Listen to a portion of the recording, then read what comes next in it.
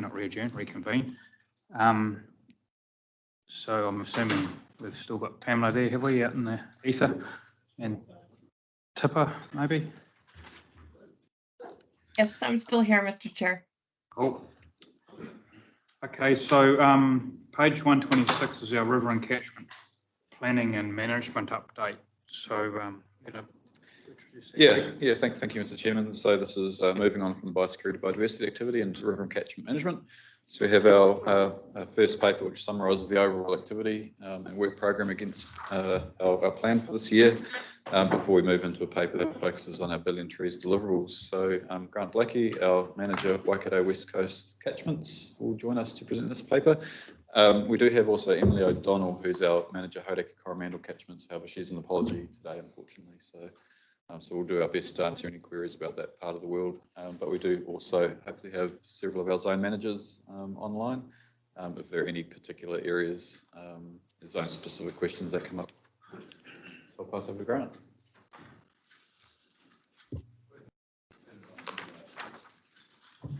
How's that?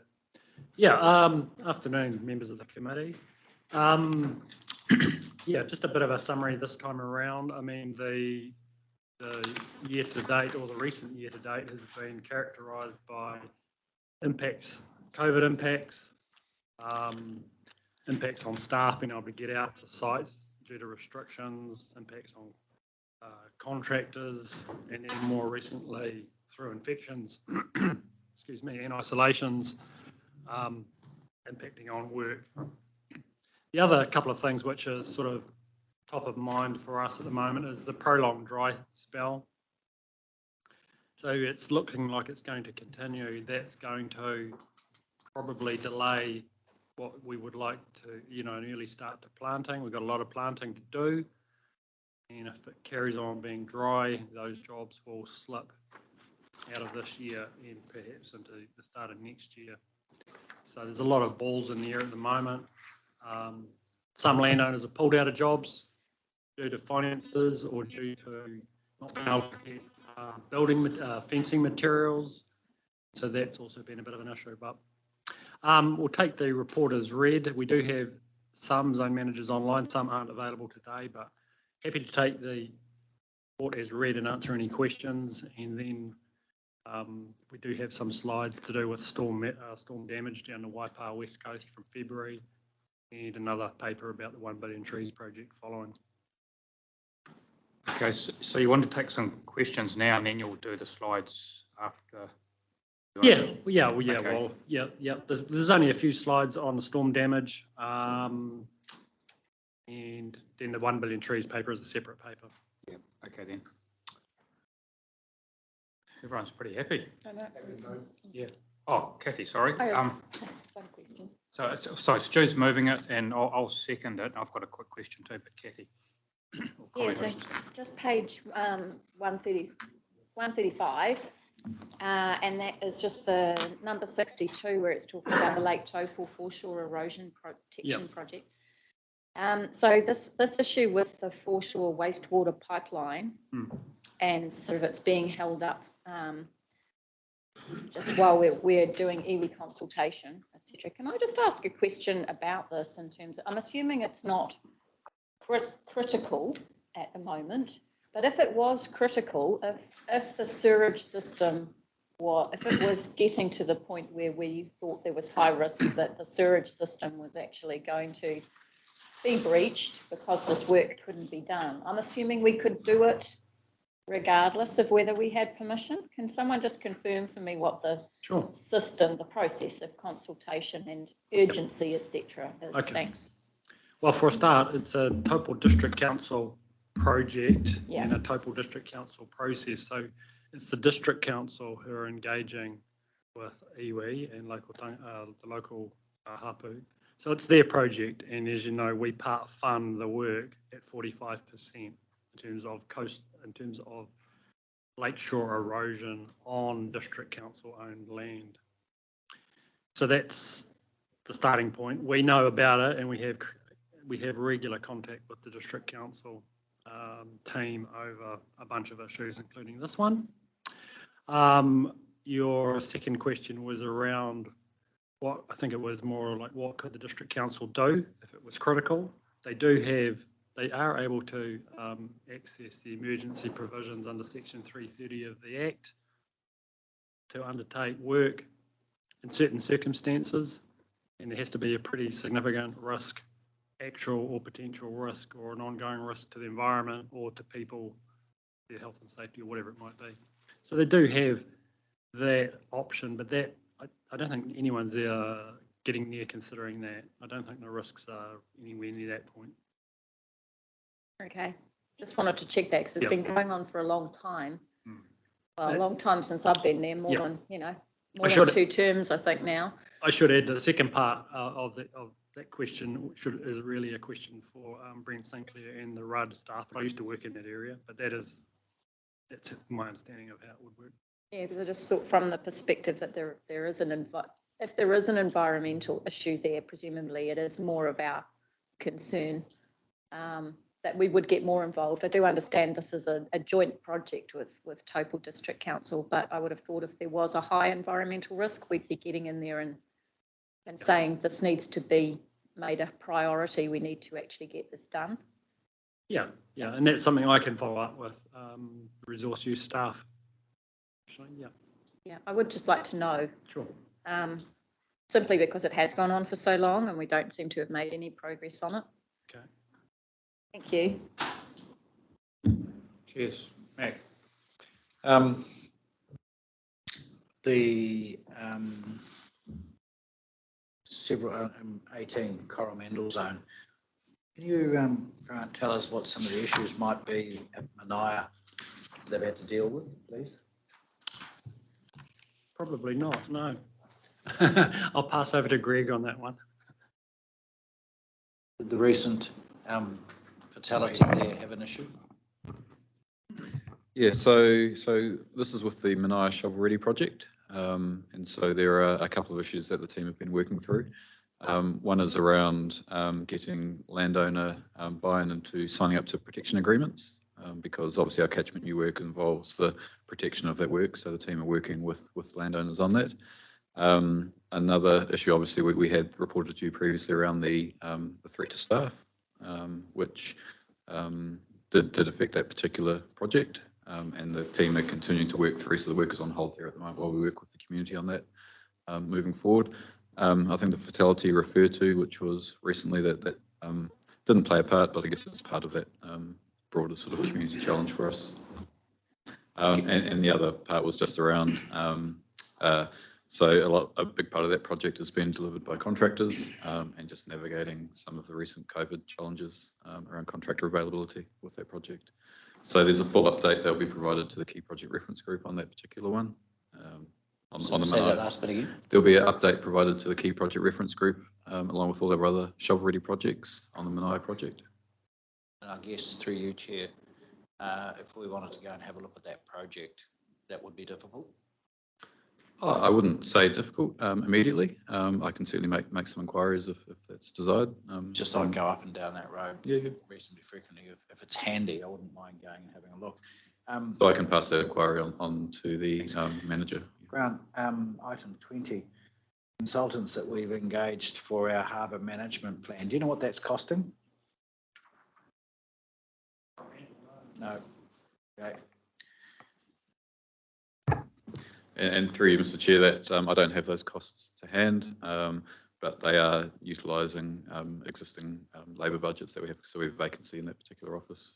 Yeah, it's just we use consultants a lot, and all the way through this ICMC thing, I see consultants, and in my mind, I want to understand value for money.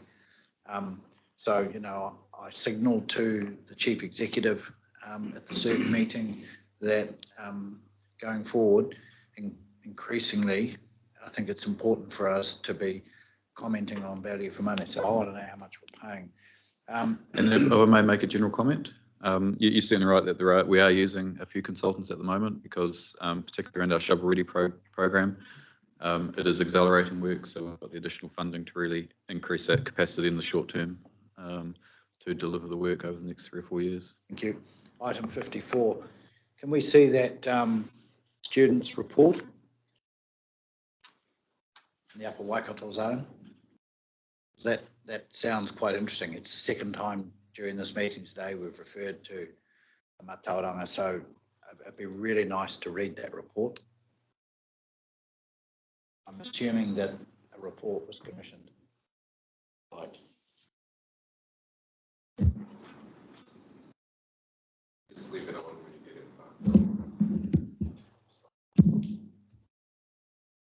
Just leave it on. I'd need to check as to whether there is an output report and how that ended up. If the student was working with Rokawa and part of their time was in their office, but what the actual output was, I'd need to check on that. Quite valuable. And I'm assuming that in 61 you're referring to the Tauranga Taupo, not Tauranga Taupo and then Taireo. Have I got that right? You're Yep. correct. Yes. Okay. Apologies for that. Yep. That's all my questions. Thanks. Fred. Yeah, Grant, the West Coast budget for planting from our catchment rate, has that been fully exhausted this year?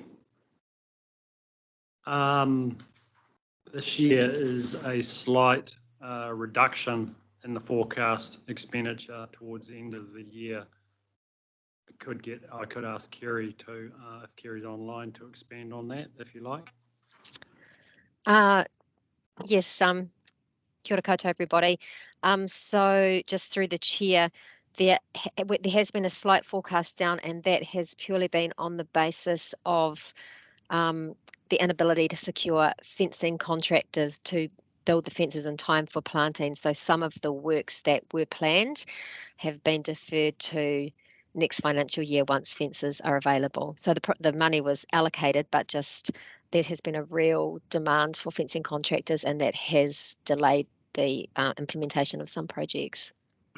So the Corns project off the side of Kariori, which is an exceptionally good model for a biodiversity corridor which goes right down to the estuary, that wouldn't be fully accommodated with plants because you would only provide 7 meters of planting from the riverbanks, and he's fenced in places 30 meters or so back, which isn't uncommon.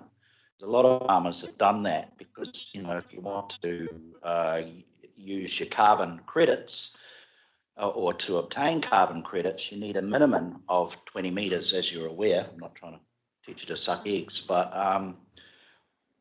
I find it really difficult to understand these where farmers have put in exceptional effort and they're not being provided plants. You know, they were told that you can have 7 meters, and he wasn't happy with that because obviously the rest of the land would be subjected to weeds. Because you haven't occupied the space with desirable plants, you get undesirable, and he's chosen to do nothing. And again, we've got Gamble's property on State Highway 23, where I was aware that the Whangaroa Harbour Care Group was engaged in doing that work, and he's come back requesting us to continue that job, but the group don't want to do it because the group, Whangaroa Harbour Care, that was doing that work was kind of undermined by council where Mr. Gamble was given free plants, cost him nothing, that I understand were paid for by council to do that work from the nursery in Ngarawahia. I'm struggling as to how this is not working well and achieving the outcomes that we sort of want. So just through the chair, there is a few corrections to make there. So with the first property, are you talking about the property where the Clean Streams 2020 property? Is that the one? That's not the council. That was the one that Whangaroa Harbour Care was considering planting. I'm happy to sit down with you and Fred afterwards because we're a bit loose on specifics. rather than, that'd be all right, Fred? Just, Uh, because we're talking about individual properties. Yeah. Okay, So, well, I mean, just I can forget the say- individual properties. When you've got excessive amount of fence line that's been put up by landowners and then they're told that they're not going to be planted up in its entirety, why? How's So that? just more generally, I know the project you're talking about. So the landowner did just voluntarily plant those areas. That is getting planted this year. It's not 7 meters. It's 10 meters under Clean Streams 2020. That's not a ratepayer funded project. That is a shovel ready funded project. The landowner seems very happy, and there will be 10 meter riparian setback planted there this winter. And so I'm not sure about feedback of that being left unplanted. It's definitely that site's getting planted. The landowner knew that with the broader setbacks that he wasn't under that funding able to get the whole lot planted. I mean, it's an awesome setback, but for bang for buck in terms of riparian margins, it's not always the best bang for buck to plant 50 metres back from the waterway. With the funding we have for those projects, the idea was to get as much stream length as we could planted with a good riparian buffer. 10 metres is a good riparian buffer. And if we'd put all that funding onto that one property, that would have been one landowner with hundreds of thousands of dollars worth of plants and the only one in that zone to benefit from that project. So we made that decision to still plant good riparian margins, but spread it around to more landowners in that one. Gambles, that's funded by Waikato River Authority, and the landowner has chosen all of the contractors that they wish to use up to that point. So they've done the procurement there themselves. Yep, I guess it still pointed out the issue in that where you have landowners, and I know, again, there's another landowner, Diamond Farms, who's fenced 40 metres back around all his wetlands. You know, we're in a climate crisis. You're getting landowners that are doing an amazing job at setbacks, and we're doing a dismal job at actually filling those areas in. I understand that, you know, your criteria that you are basing this on is purely water quality. I think we should be a bit more strategic in looking at, you know, biodiversity, carbon, and getting a return for these landowners. 10 metre setbacks not going to cut the carbon, you know, for them able to utilise those areas of carbon. You said you know, that it's possibly under invested in the moment was the first question. Was the first answer I got. And it's not about spreading it around. It's really making sure that we look after these landowners and we're getting multiple benefits. Corridor from the mountain, you know, to the harbour, carbon, it's multiple things. I'm sure Dennis to that. Yeah, and just through the chair, we certainly are looking at the water quality, the erosion remediation, the biodiversity and the cultural outcomes. That's a core part of all of those projects.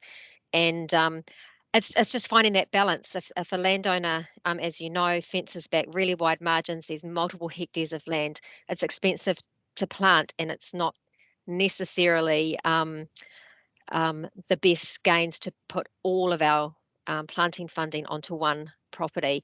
The Clean Streams 2020 funding, that's a different from the first question you asked. That Clean Streams 2020 funding on the West Coast is fully allocated across multiple properties, including the one you spoke of. I guess it's just identified there's an area here. If we want carbon absorption and farmers are not happy if large areas not being planted, there's scope for Climate Action Committee to be looking at other avenues to get those trees in the ground that land has become available. Because I tell you what, if landowners are going to leave land as wasteland that isn't planted, it's going to have some pretty negative consequences further down the track in that land not being available in the future. No, So I get exactly where you're coming from. Thank you. Yep, so cool. Yep. And you and I can have that chat with Jen too. Dennis. Yeah, thanks. Just this is for Greg or Adam. We were up with replacement for Dean Allen. Is it a lack of? suitable candidates, or how are we going? I think it's third or fourth time on the recruitment front there for our Coromandel zone manager. So we're still yet to find a suitable candidate. We came close, but not close enough, unfortunately. Right. So we're still continuing to juggle roles and responsibilities in that particular zone. When do you think you might have some progress? Well, we're How long's a currently piece of string? we're recruiting right now. We're trying some different avenues to spark some interest. As I said in the last round, we did have some interest, but couldn't get quite there. So I'm hopeful that always hopeful that we find someone appropriate. But also, I mean, noting that this is a Whitianga-based role as well, so you need a number of things to line up to get the right candidate to come through.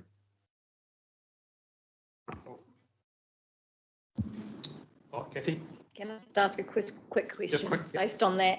So that thing about the unfilled river management officer role for Taupo, also that Tauranga Taupo Tongariro River role with 1 year, yeah. That's just, we did advertise that role 3 times and we didn't even get anyone suitable to interview out of the 3 recruitment rounds. We are looking at how we actually deliver our level of service in that area presently, and having another look at that, whether it might be resourced partly from up here, partly from the local office. So we're having a fresh look at that. the person who used to do that role now works in Hamilton for us, doesn't he? We're still able to draw on their knowledge and experience from this office. Okay. Look, thanks, Grant. Just a quick question. I thought after reading the report, given that all of the expenditures relative to budget and proposed work programs were all relatively on track, was quite impressive given all the constraints we've had. But I think from what you said to me, that may go off track slightly given the potential challenges with lack of moisture and fencing contractors. Yeah, well, there are a lot of balls in the air now in the end of June because there's a lot of fences to be finished and built, and there's a lot of planting to happen. And so our expenditure, a lot of our expenditure is like a hockey stick where we start out slowly in the year and then the curve is super steep in the last couple of months. And if you move that curve over a little bit, half of it ends up in July or August. So yeah, there's quite a lot of uncertainty. COVID is also one of the biggest uncertainty factors there. We're not too sure of the impact of that in the next few months, obviously. Photos of storm damage for us, I think, have you? I'll pass back to Kerry because these were predominantly Waitomo and Marakopa down the west coast. You need to watch this, Stu. If you could go to the next slide, please. Yeah, thanks. Thanks, Grant. And just through the chair, we just wanted to give you a bit of an overview of the impacts of that storm event. It was a heavy rainfall event plus a cyclone in mid-February. And so in terms of the west coast, you can see there the rainfall. I know that on some rivers, the rainfall was getting between 80 and 100 or 50 and 100 year events. Others were not so impacted.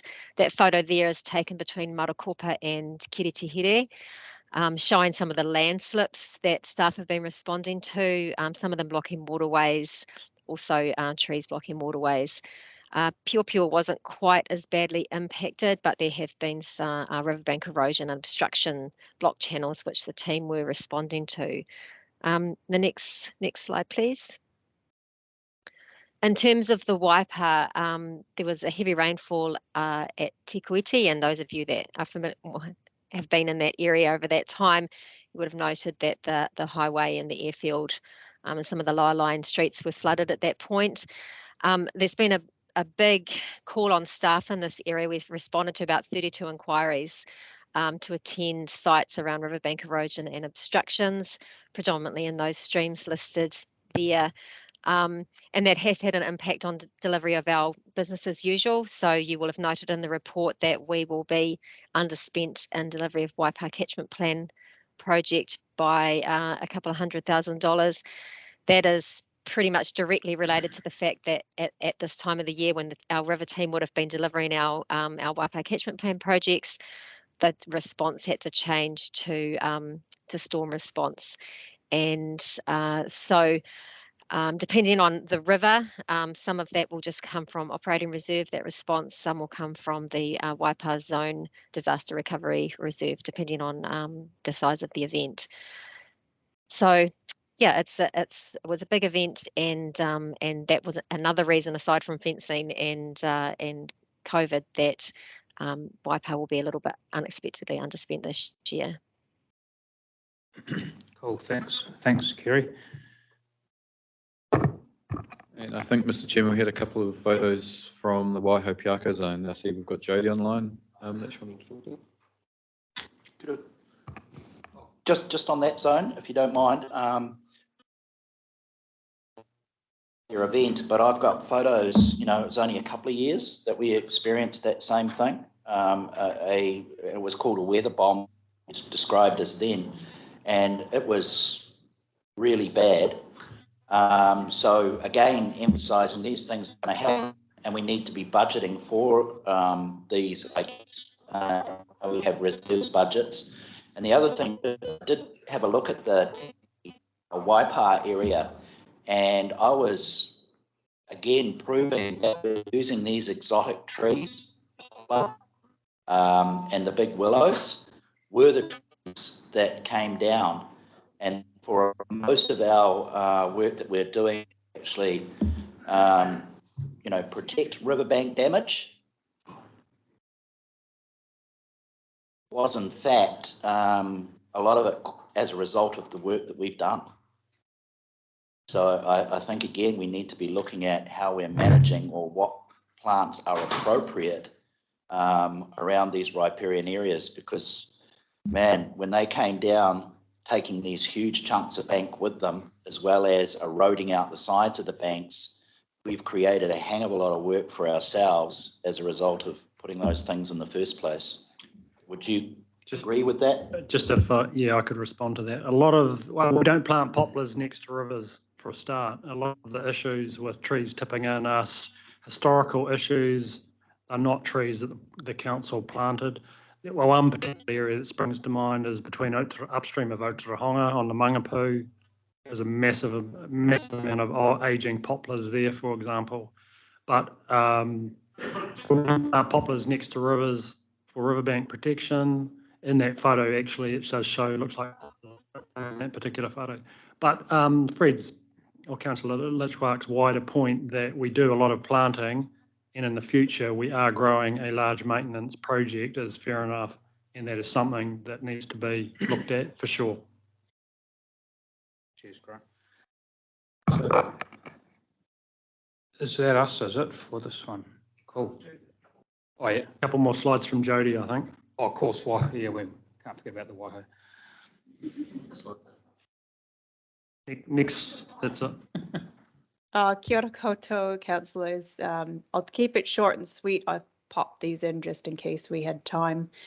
And so the photos on your left are just some work that our river management crews in the Upper Waiho have been busy with for the Shovel Ready project, clearing some of those old willow and poplars that were planted years ago and are, as Grant's just explained, getting to a state where they could create some damage should we get weather or high winds. And then the photos on the right are just a few photos to show, I suppose, the difference between us and the Waipa West Coast in that February event. Whereas we didn't get very much rain at all, we had quite strong winds, so we have had a lot of the team's effort in the last few months dedicated to clearing trees. So one of the larger ones is the big granddaddy pine that's come down on the Omahu. And so, yeah, just a couple of snippets to show you on what we've been busy with, and I won't take up any more of your time on that. Thank you, Jodie. Seen a mover and second, Joe and Dennis. Oh, did I? Okay. Already done. So all those in favour, please say aye. Carried. Thanks, Grant. Oh, you're going to do the next one, Grant. Page 137. Yeah, so Paula Reeves will join Grant. Paula is our Central Waikato Zone Manager, and really a bit of a deep dive into our Billion Trees program that has recently come to a conclusion and explore some of the achievements. So I'll pass over to Paula and Grant. Kia ora tātou. So I've got a couple of slides there just to take you through our 1 billion tree project. It was one of the first ones off the block for us. Has somebody got the slides? Here we go. So I might have to take you all the way back to 2018 was when central government announced their big 1 billion trees program. You might recall the mission was to basically double the current planting rate to reach 1 billion additional trees by 2028. The reason we wanted to do this was it was part of the Progressive Growth Fund. And so it was about regional economic development as well as trying to address some climate change issues and also just to increase biodiversity and address quality problems that we face.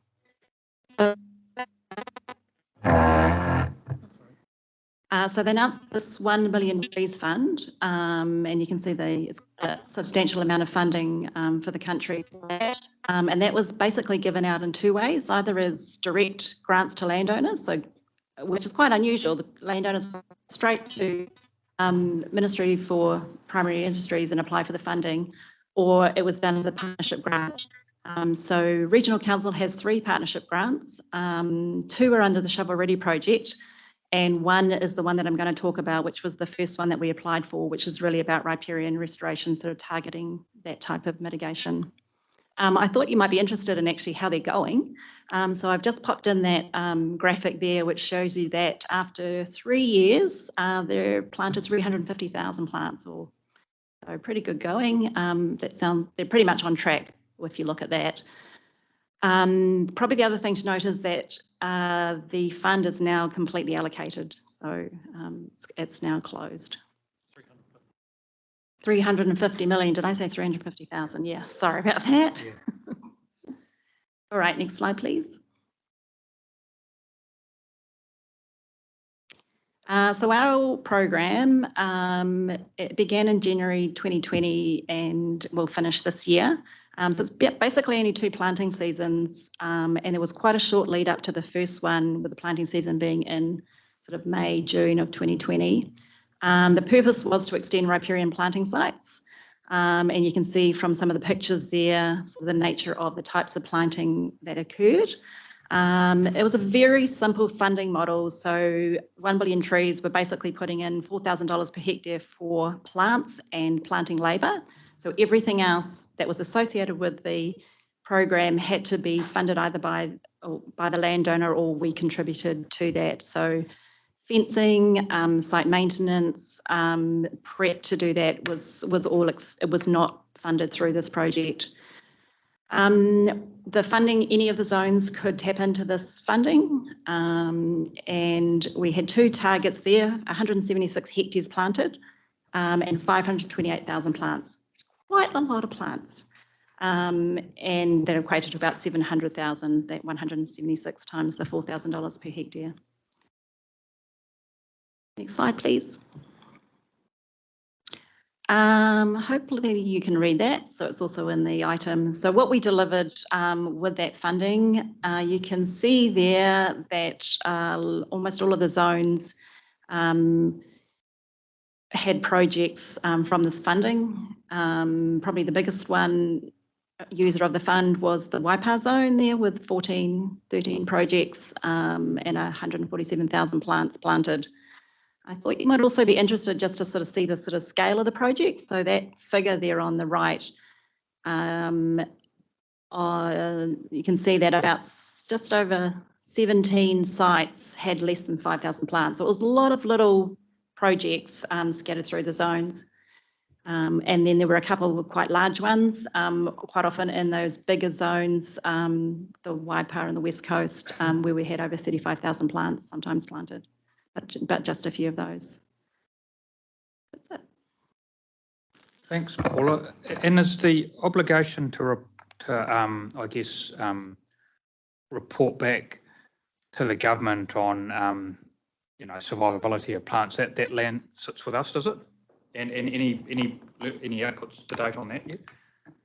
Yes, so one of the key things we had to do was we provided advice, making sure we had the right plant in the right place was kind of a key thing that we did as part of the project, and also monitoring the survivability. So we did that for the first planting season, and I haven't seen the data come through yet because all of the catchment management officers who are involved in the projects go out and have a look and check to see what the survivability is. So in that first year we had about 86% survivability.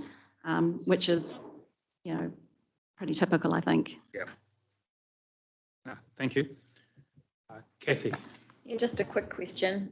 So the total catchment wasn't included in basically what was delivered. I mean, I have a few ideas as to why not, but I'd like to hear from you as to why Topol didn't get any. Well, it was available. It was just a matter of finding sites and getting uptake. So, I mean, there was money available to every zone, but we couldn't get any a lot across the line down there. There were a couple of hopefuls, but they pulled out. And so that it didn't happen, essentially. Yeah, and we're a bit underspent there for that type of work this year as well, for the same reasons. Okay. Yeah. Do you have any idea why that is?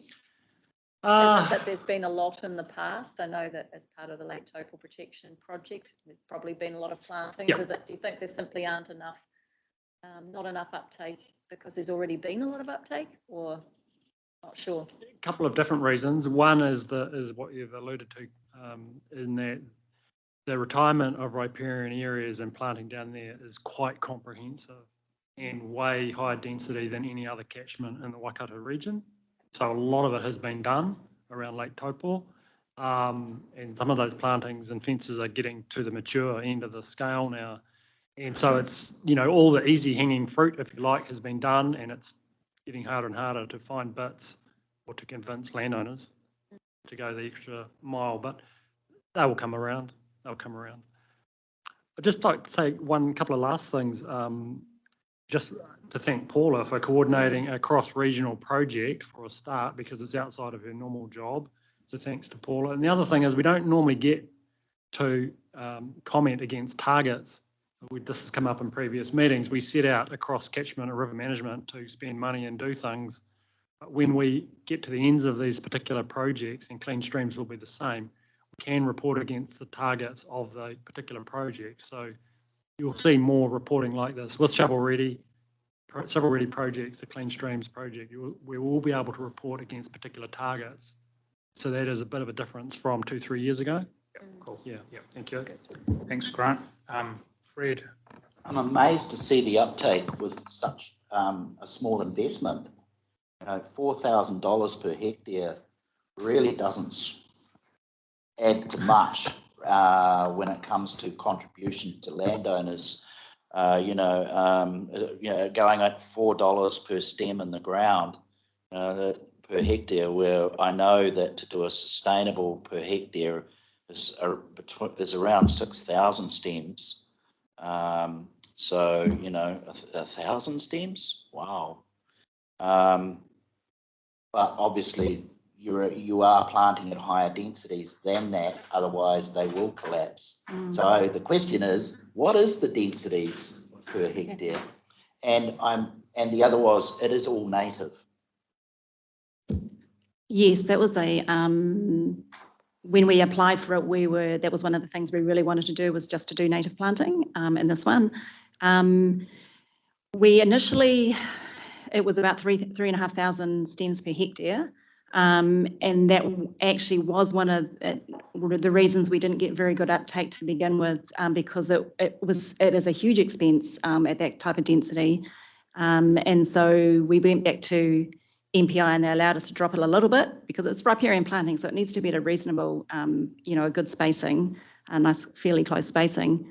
And I think at the end I recalculated just what we achieved, and it was almost 3,000 stems per hectare, which I thought was quite impressive for the CMOs to manage to work with the landowners to get that type of density. That's a good observation though, yeah. Yeah, that is still very low. And successful plantings over the years is, that's getting pretty low, actually. We have, planting success rates of about 999, 1 in 1,000 deaths. But yeah, it'd be hard to match the work that they do. Paul, Fred. Hey, look, thanks, Paula. Grant, appreciate it. Have we got to move a second? Okay, so I'll move it. Max going to second it. All those in favour, please say aye. Against carried. 13, which is a flood protection land drainage update on page 140. Yeah, so moving on to the last part of the meeting today. So thanks for hanging in there, councillors. So moving into the flood protection land drainage area, we'll first joined by Kelly and Adam to provide an overview of the activity, and then we'll move into a couple of bespoke papers just to provide some more information of the work happening in this particular area.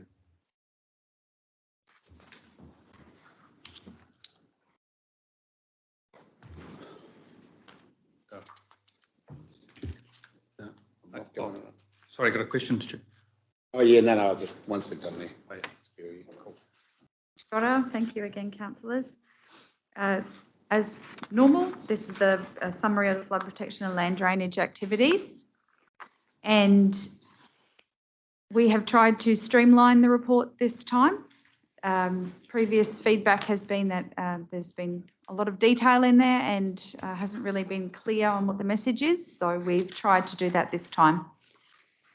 We're happy that the report is taken as read and to take any questions that you have. Thanks, Kelly. Stu. Yeah, no, it's not a question. It's just a congratulations on the progress of the works and everything. It's been a great season for it. And we've managed to really crack out some work on the schemes. So it's just congratulations to staff, really. It's a really, really good effort. And I see that Waipa and those areas had a newsletter. I sent it to you yesterday, Adam. It's a great idea, and I think you should be doing that up in the schemes as well. Exactly the same sort of thing. So, yeah, no, really, really good. Well, he's just saying that he's really impressed with what we do in the Waipa, and so he wants to do what we do. Yeah. Oh yeah, I just want more of you guys. And but you've got you had a newsletter, Mac. You not remember that from yesterday? You guys put out a newsletter in your. We've been doing it for years. Yeah. Yeah, I've just never taken any notice. But yeah, I think that'd be a good idea in Waipa. But yeah, your work progress is just fantastic. You're under budget, on time, even through the COVID stuff. I just think you're doing a great job in that space. Yeah. Oh, Kathy's got one. Sorry, I did just have one question, and that was just about the Muggeridge's pump station. So I know that that's on hold, but I just wondered, what are the implications of it being on hold? And just a cumulative total of 2.3 million spent on costs. So what exactly was included in those costs? Thanks. Yeah, through you, Mr. Chairman. So yeah, that's correct, Kathy. The Muggeridge's project is on hold because we didn't receive the government funding that we've been sought. So currently we are working through some optioneering, options around in the background just to see where we go with the project. We are working quite closely with Hauraki District Council on that, of course, because there's a land drainage component involved, plus also some important stakeholders working through with iwi and also the direct landowners. So we're currently working that through, and we'll be making some communication on that once we get into a position where we can make some further updates on that project. And yes, there has been cost spent to date, and we will be reporting those back through to the Waihelpiako Catchment Committee at their request at their next meeting. So it's still work in progress. Yeah. Cool. Okay, thanks, Adam. Thanks, Kelly. So Stu's moving that. I'll second it. All those in favour, please say aye. Against, carried. You guys, that's everything you were going to. So Kelly will stay here for the Pathways to the Sea, and cool. Adam can if he wants. But no, we're onto a a paper that really focuses on a project that's been underway for a couple of years, and it was a project that came out of a council long-term plan process, basically identifying some of the challenges that we have with fish mortality through our existing infrastructure. And so this project was part funded by council, part funded by a number of other stakeholders, and it's a real success story in terms of what it's producing. So I'm joined by Michelle White, who's our planner, and also is the project manager for this project, and has taken over the reins probably for the last, what, 2 or 3 years, probably longer. 1 year. Yeah. So this has been, I guess, off the radar a little bit in recent years. So I felt it was important to bring it back and just give you an idea of how things are going and where this project is heading. Thanks, Greg. Well, welcome, Michelle. I think you haven't been here before, I don't think, around this table, have you? No, I So, haven't, yeah, no. good to have you along. So, hand over to you two. Thank you, Greg. Oh, sorry. No, she hasn't. I just noted that. So I just. Also, would you mind just giving us a little bit of a wee bit of a very brief CV, Mac?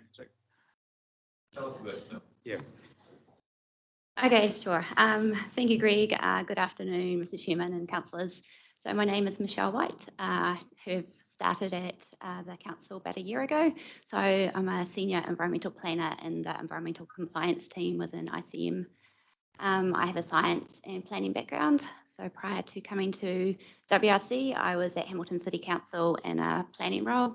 And prior to that, I've been in a science role at regional councils and consultancies. So yeah, I'm based in Hamilton and I was born here and raised here. So this is my hometown. I've been away for a little bit, but come back. So yeah, happy here with my family. Cool. No, welcome, Michelle. Thank you very much. Okay.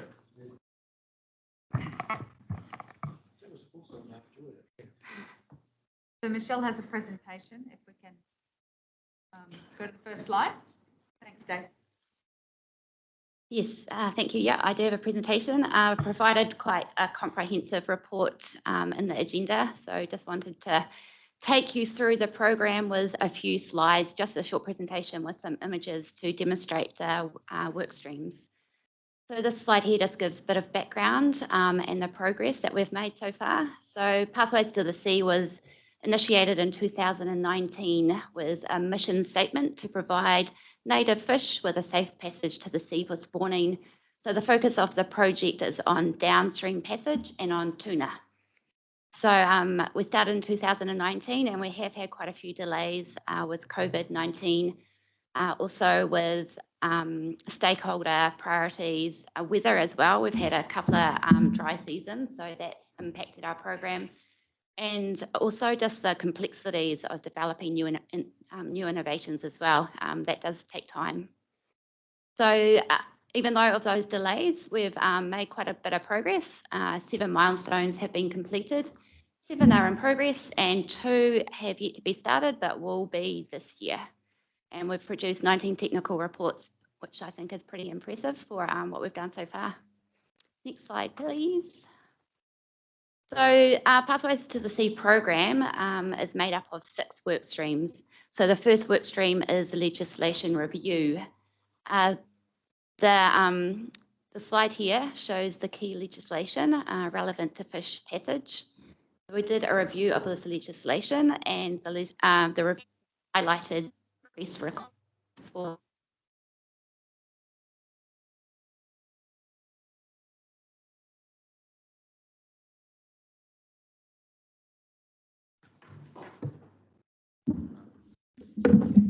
Straight one on personal. Sorry. Online. Yeah. Okay. Yeah, the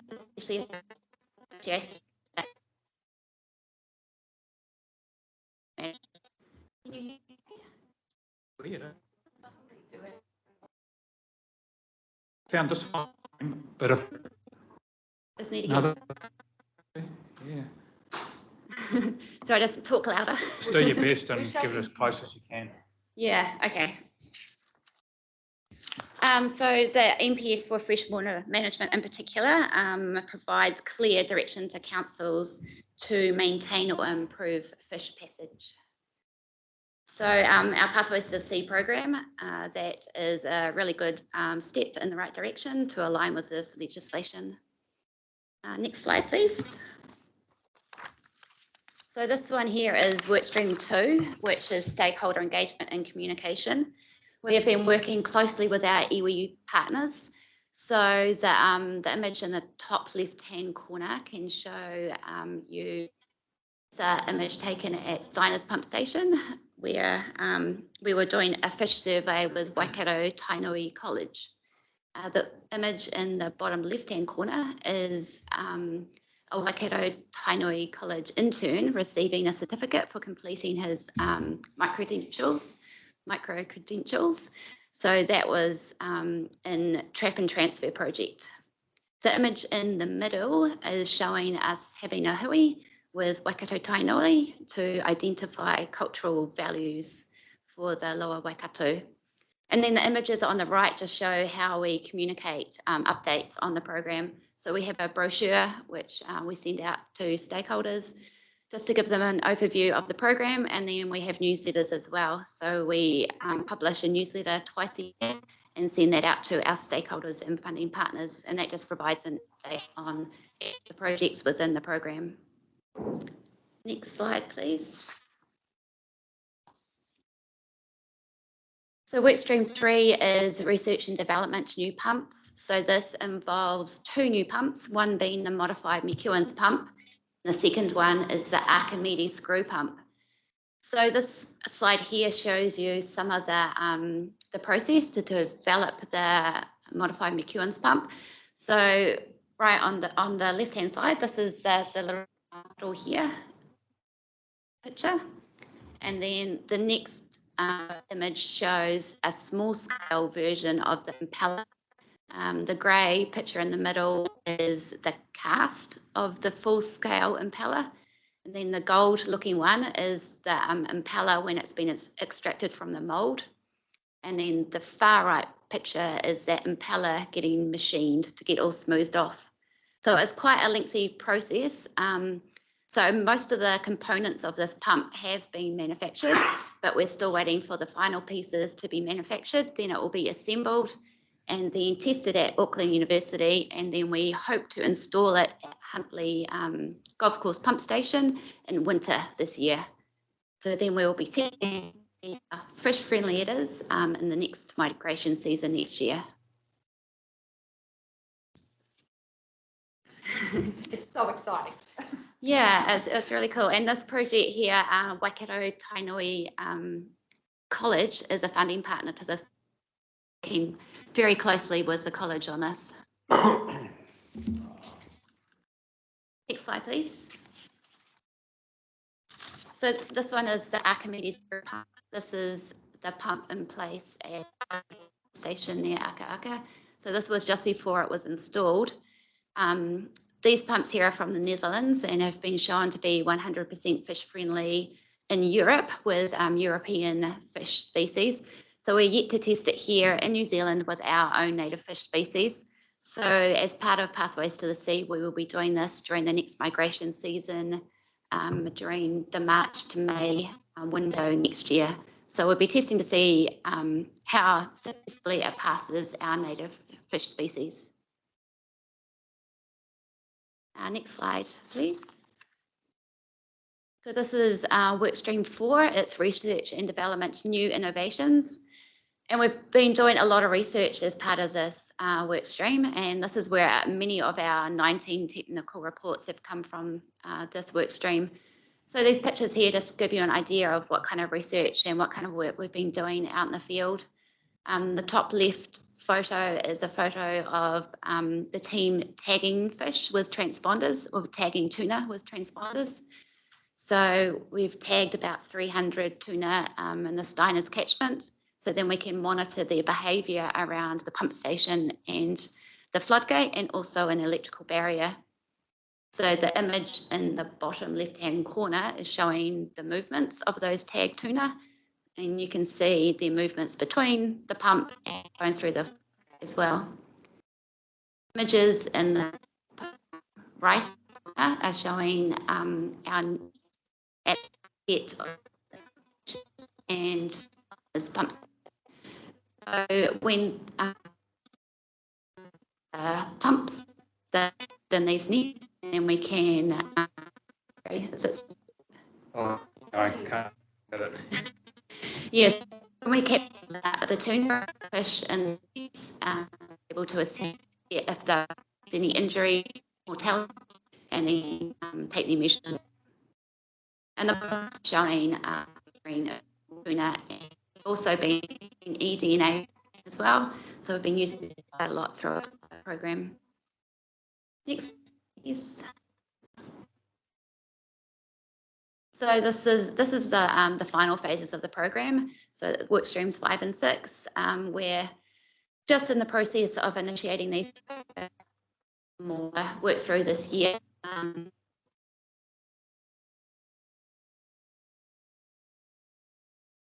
Kind of put program. So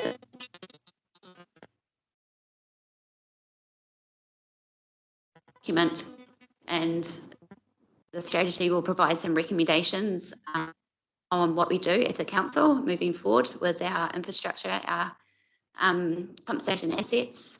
And this will also be available nationally as well. There are other councils in the same position as us, and we're leading the way. So we're about. And I think the last partners.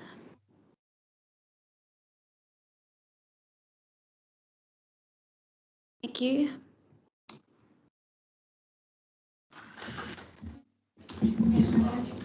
Thank you, Michelle. Very happy customers around the table, so that's good. Joe. Thanks, Michelle. It's an awesome report. I've always supported fish friendly pumps. That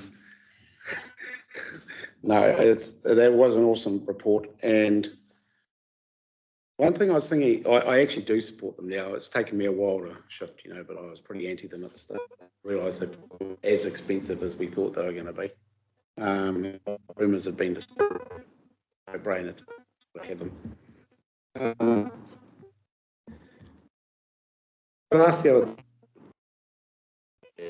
well, I asked and I thought, oh, what do you mean? You don't know, get out to see how had 5 years out, 8, they've been started. So eels, great, don't start, friendly or not. I know this is an aside. Now, the reason I'm asking that is because I actually got asked it the other day, and I thought, oh, well, they go through the floodgate, or genuinely didn't know the answer.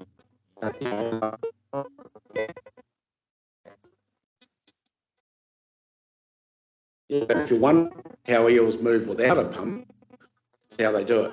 Like think or something, because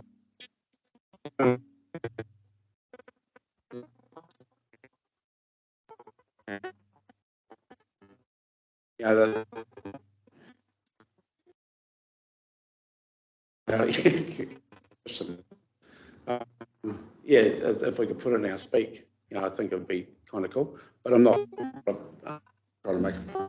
I'm just saying, just have information that people didn't know doesn't start how they get out. Yeah. Get on board.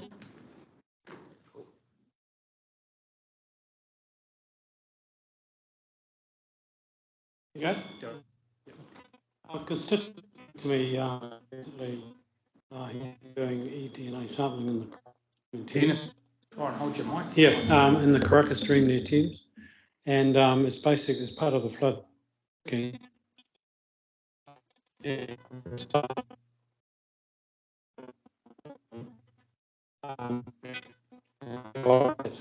in the sea was whether there was some innovation that you talked about that could.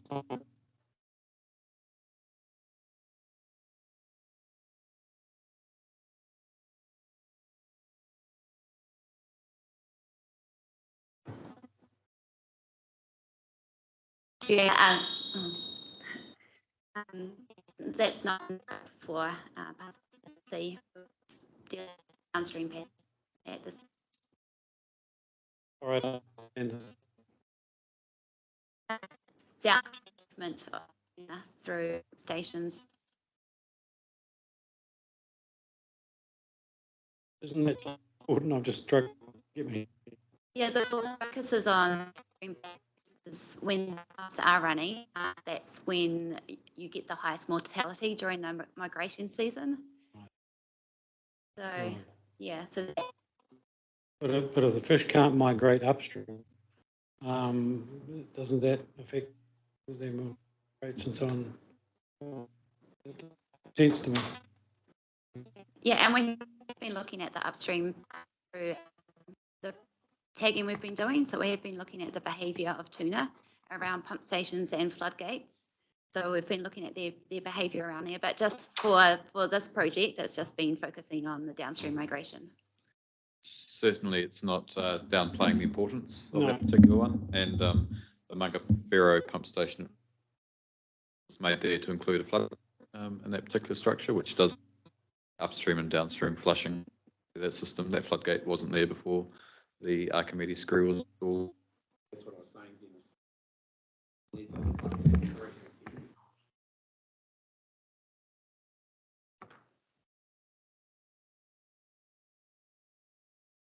Yep, no, good point. Matt? It was a good report. Started by saying there was some gaps. What were the gaps? And what are you concerned about?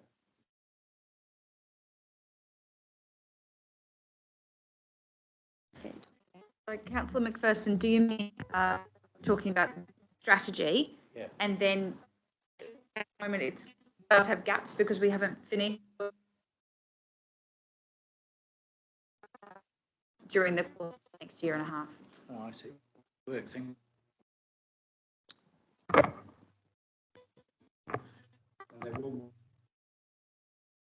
Yeah, they do. Can I comment that innovation is today and enabling innovation? This is a cluster. So the part who have come together for this system and is leading the a number who are looking to us and coming up with a number of use those pumps we're currently doing to look at a course. First to install new Archimedes screw pump. Again, other kind of picking up Southland. Yeah, quite exciting. Yeah, part of this.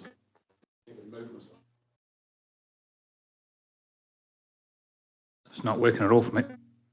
Your husband's moving and Andrew Mack. So all those in favour, please say aye. Hey, thanks. Yeah.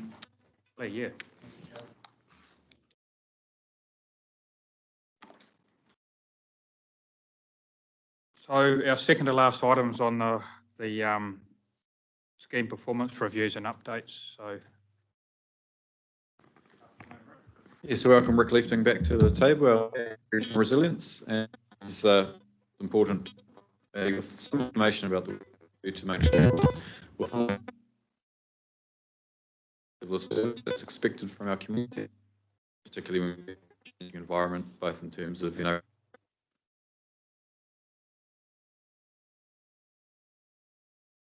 demonstration here and one of our large, or if not our largest scheme in the region. Thank you, Greg, Chair, and for those on and online as well. I'll try and speak up so I can try and circumvent the technical issues. Next slide, please. So the lower Waipa Waikato control and it's of that scheme, as well as our other flood protection schemes, are guided by our Waikato Regional Asset Management Plan, which sets the processes, methodologies for our schemes. So for the lower Waikato Waipa control scheme, there's 5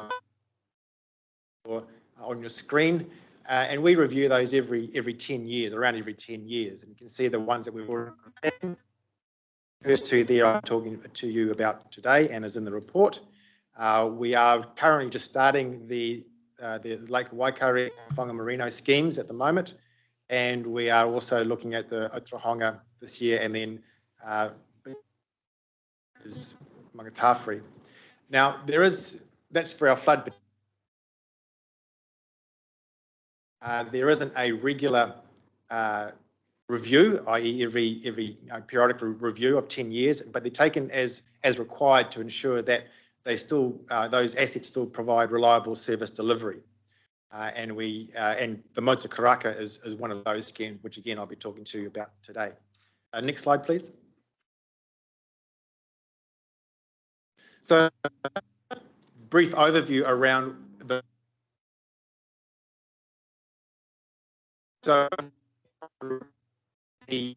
catchment and the rivers as best that we can by actual on-site survey through our cross sections. Obviously, we also have our corporate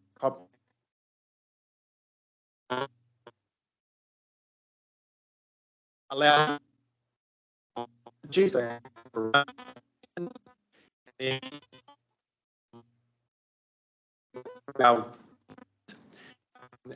be able to understand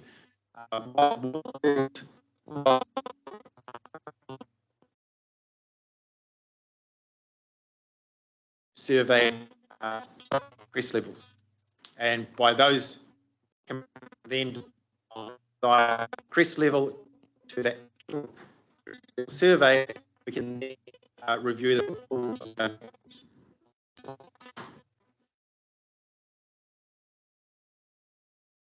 So here the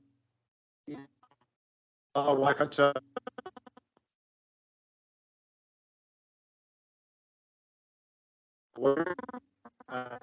as well.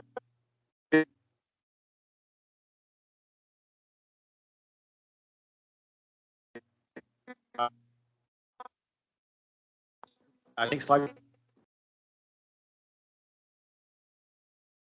So Waikato, see here the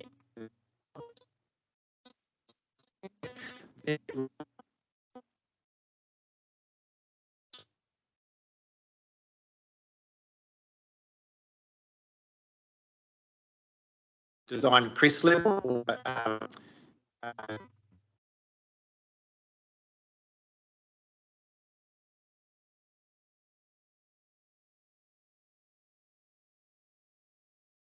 Owner.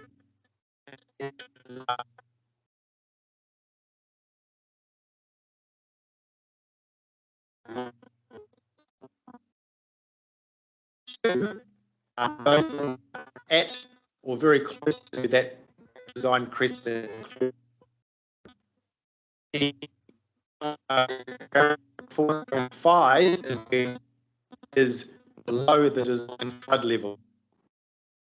Right, so there's 4 descent. In the 3 and 4, 3 is 4 is also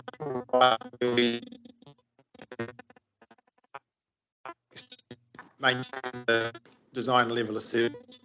So you can see here for the lower Waikato system, we have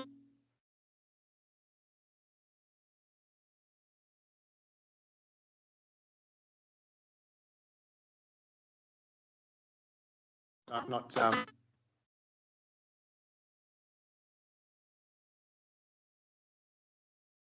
capital works to top up, but the rest of the scheme, especially the grades 1 and 2, we're looking at around about 80%, which is pretty good. Next slide. So very similar. The next slide here.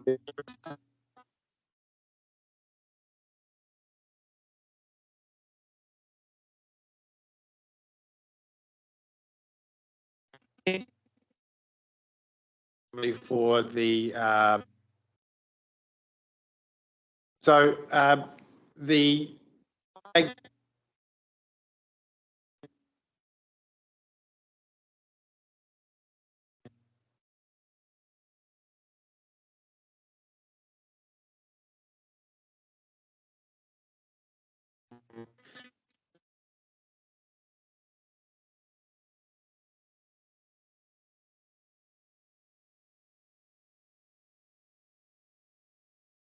within the motor scheme, there has been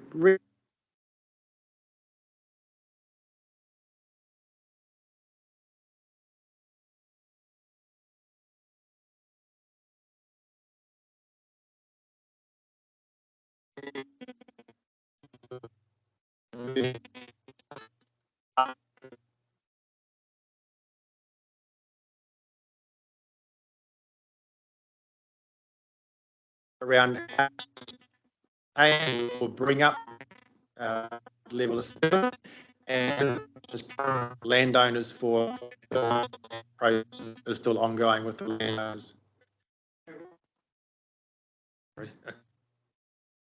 Clarification.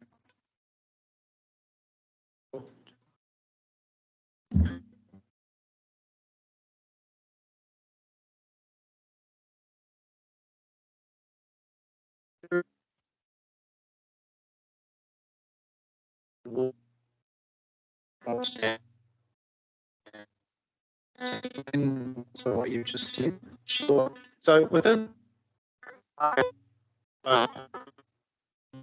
in the lower right material and it has been subsiding. So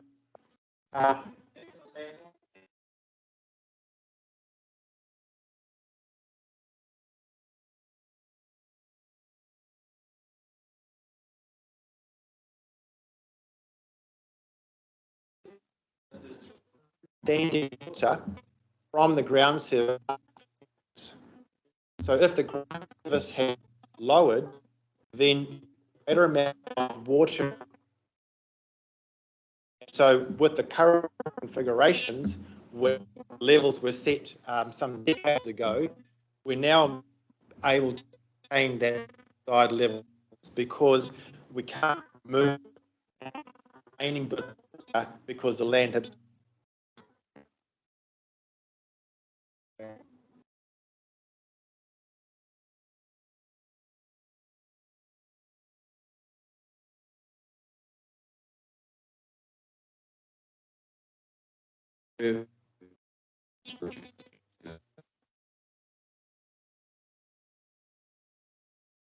lift a lot more.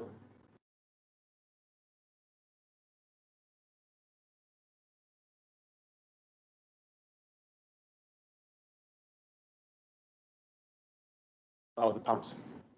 The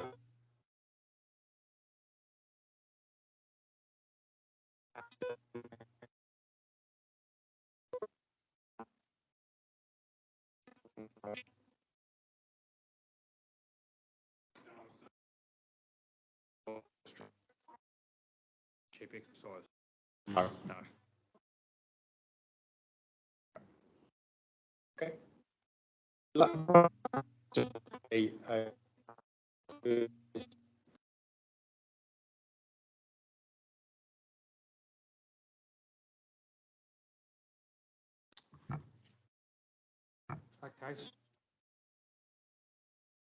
Is read what I've just said. We have 0.5 stop banks in the lower Waipa control scheme that are requiring upgrade within the next 5 years. And as I said, the Motu Karaka, in terms of the options by the landowners, so that's a work in progress.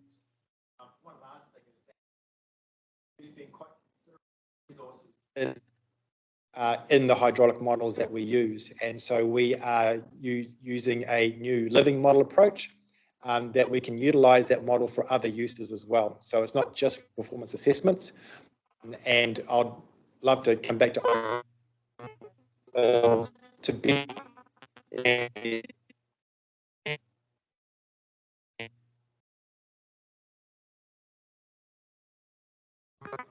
Thanks, thanks, Rick.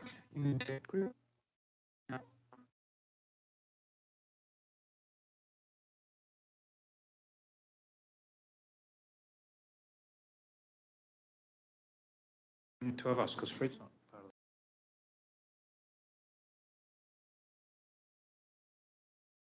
I'll move and Dennis will second.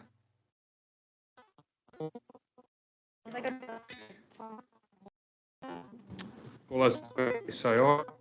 Yeah, carried. Thank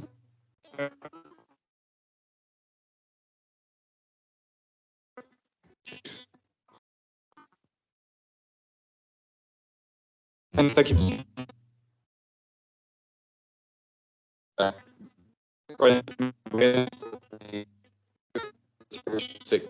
On the areas and focus on this is because there was a report that was released by ECAN and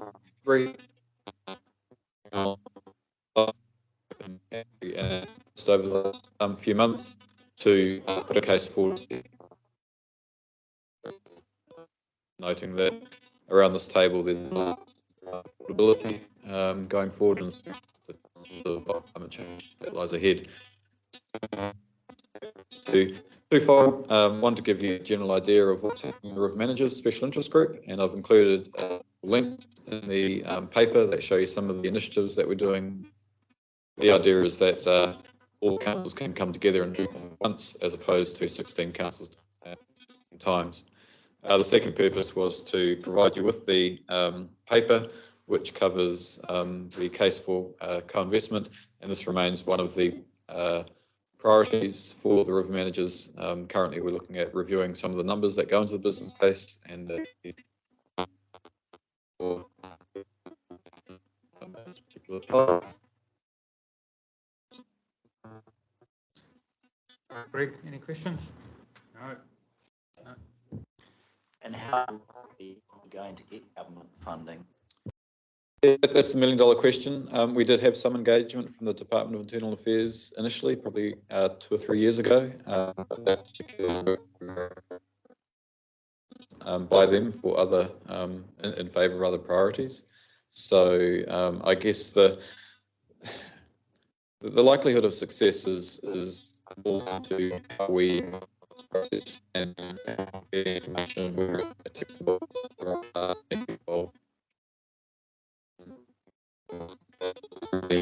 interest of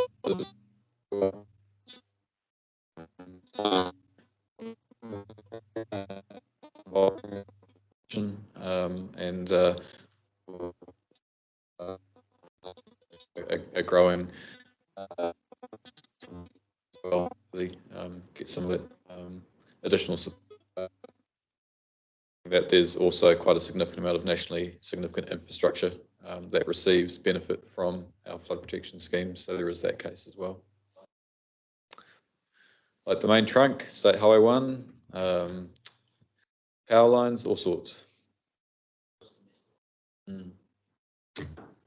Oh, okay, so, man. Please say aye. Against, carried. Pamela, I don't know if you can hear us. Have you got any questions? Apologies for the state of the microphones. Pamela's just given us a message that she's going to leave, so nothing else is there. So No. So thanks for hanging in there. It was a fairly decent agenda, but it's been a while since we met, and I felt it was important to give you not only an update on those activities, but also some insights into the particular work areas that we've got. You would have seen that COVID features pretty strongly in all of them. But I think, and I just reflect some of the comments around the table, that despite a lot of those headwinds that we've had over the last couple of years, for not only our people, our program, but also our contractors, I think we're still continuing to achieve some really cool things in the community. So it was nice to bring that forward to you today, and look forward to our next meeting in August, I think it is. No, look, thanks, Greg. You and your team, was a pretty positive reports, really, all these ones. So fingers crossed that we can get to the end of the season without too many fencing contractor hiccups and what have you. So I shall, I'll declare the meeting closed. Thanks, everyone. And we'll talk to our